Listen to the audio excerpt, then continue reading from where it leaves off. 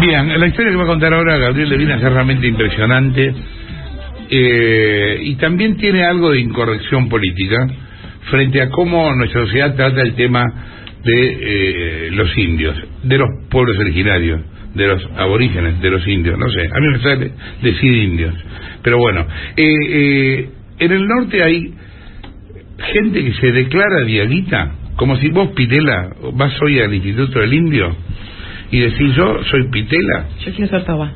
No, Toba no tenemos casos. ¿Y qué? Soy diaguita. Entonces, como soy diaguita, me corresponden 200 hectáreas en tal lugar y el Estado se las da.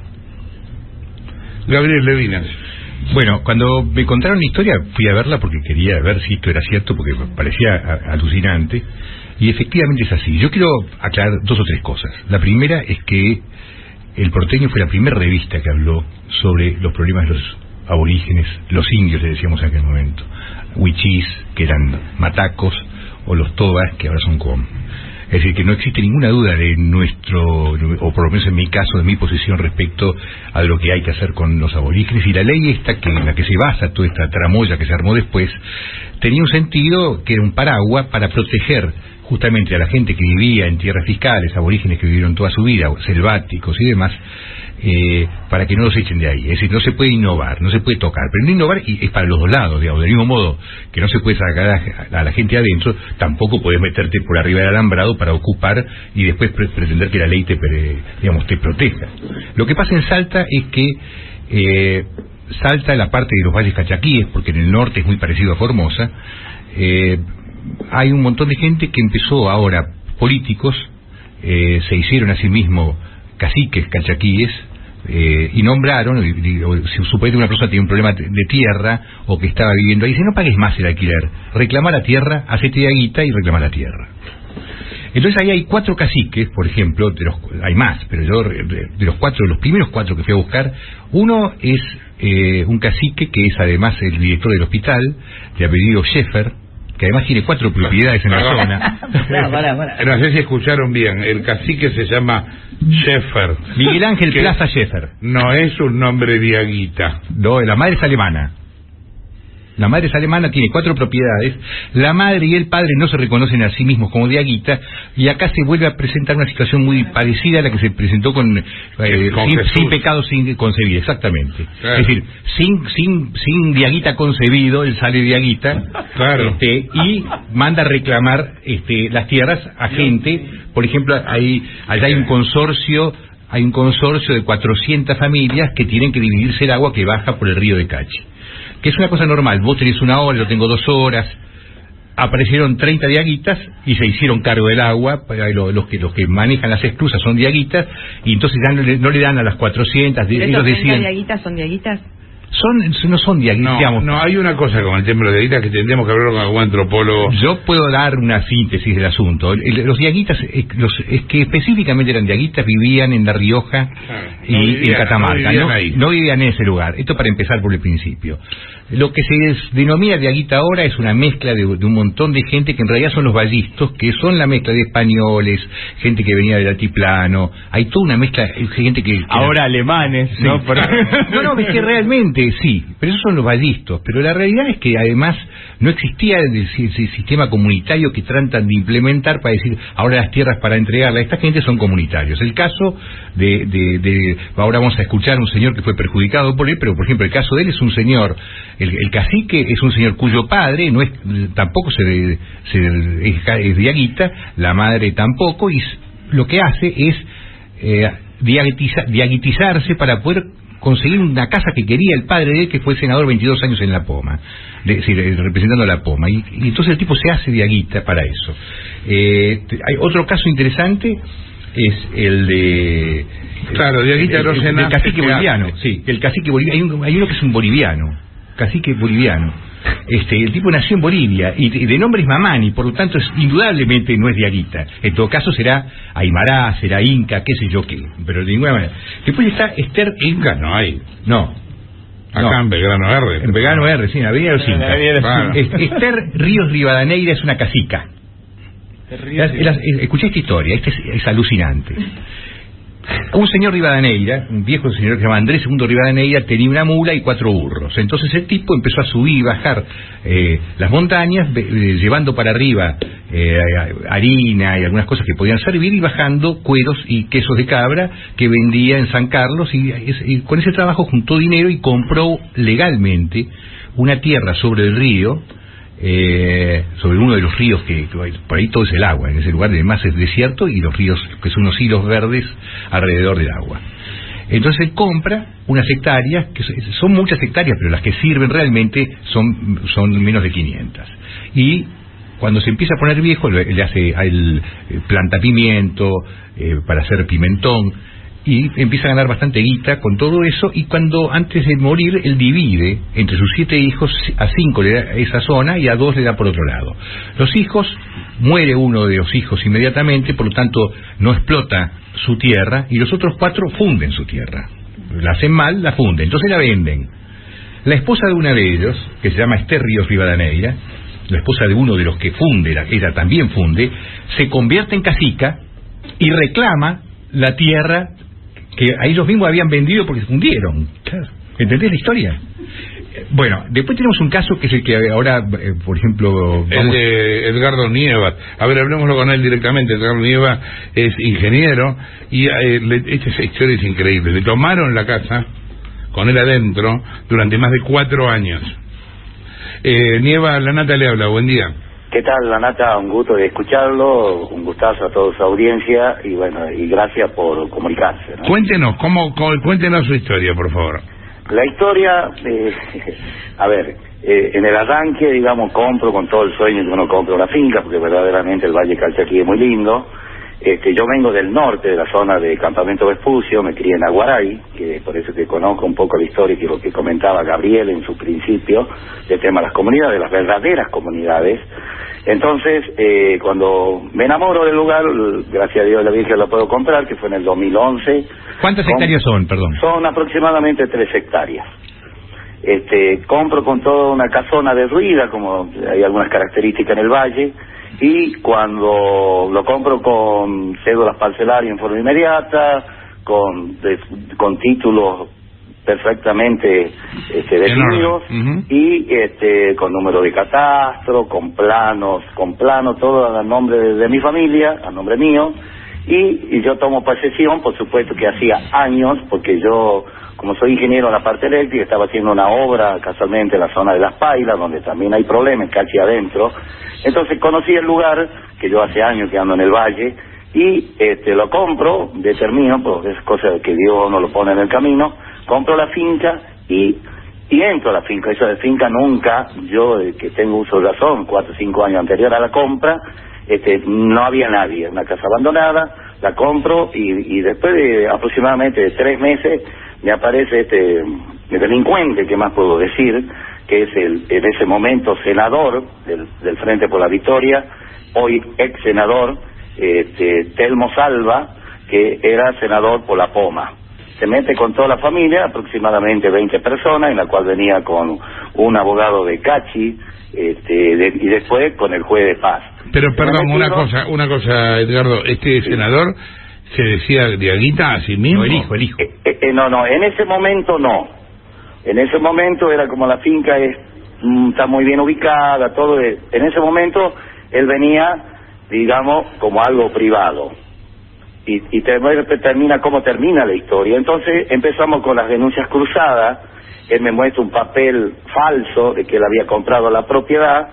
Yo empiezo con las denuncias cruzadas y caigo a un juicio penal. Ajá. Desgraciadamente, el juez no hace caso a mi cédula parcelaria, a la escritura, a los planos, y directamente, en forma fresca, la justicia que le llamamos, yo diría que son los abogados estos que están en el camino, determina a través en el Poder Judicial, determina en el juicio penal, y esto es realmente sorprendente e increíble, que viviéramos nosotros en paz y en armonía con el medio ambiente. Así fue, Jorge, que ¿Usted con las 20 personas?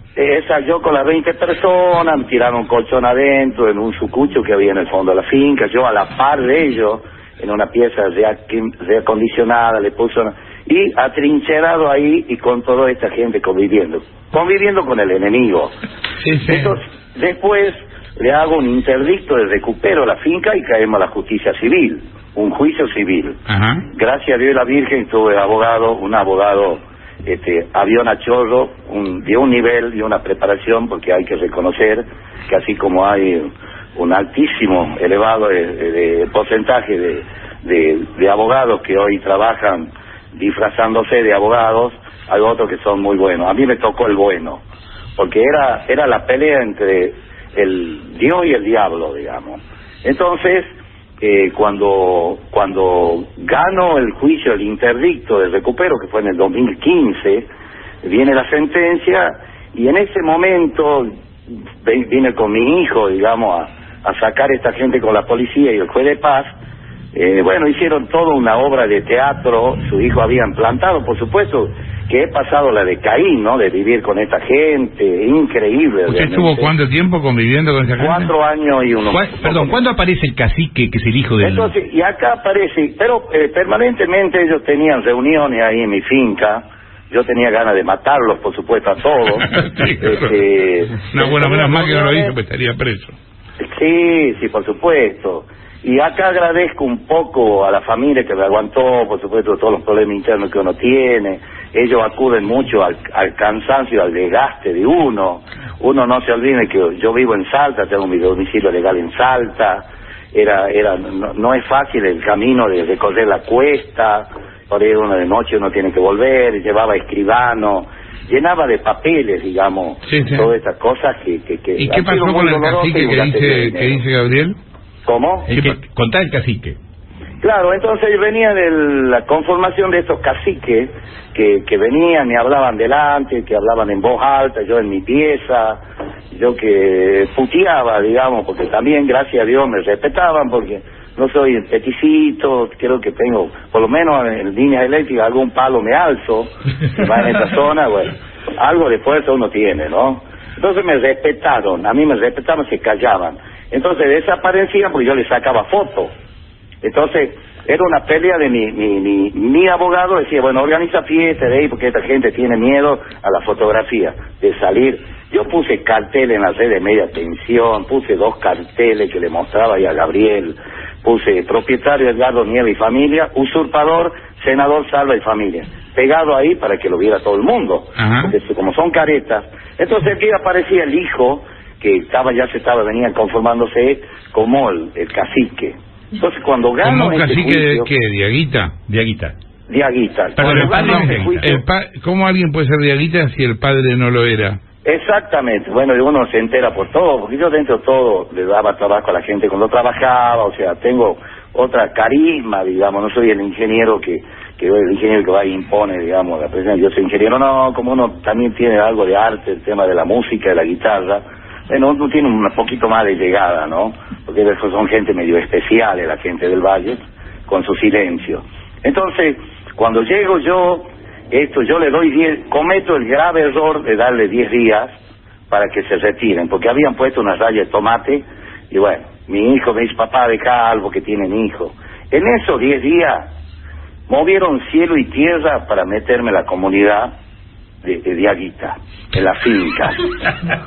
Entonces, como todos me conocían alrededor de la finca, que algunos de ellos fueron testigos, y agradezco a Dios de que me hayan dado una mano, entonces, ya como me conocían, ¿qué dijeron? Porque eso lo supe después. Dice, mire, ingeniero, apareció Telmo Salva con su hijo de la comunidad de Aguita, como ella es cacique, bla, bla, bla, bla, para levantar firma para que ellos meter ahí, porque ellos, para reconocer que la finca era de la comunidad de Aguita.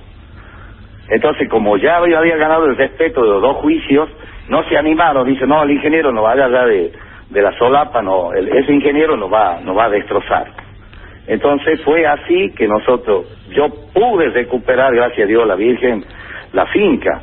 Pero esta gente opera en forma increíble. Apuesta al cansancio de todos nosotros, los que hoy conformamos una asociación de propietarios de fincas del Valle.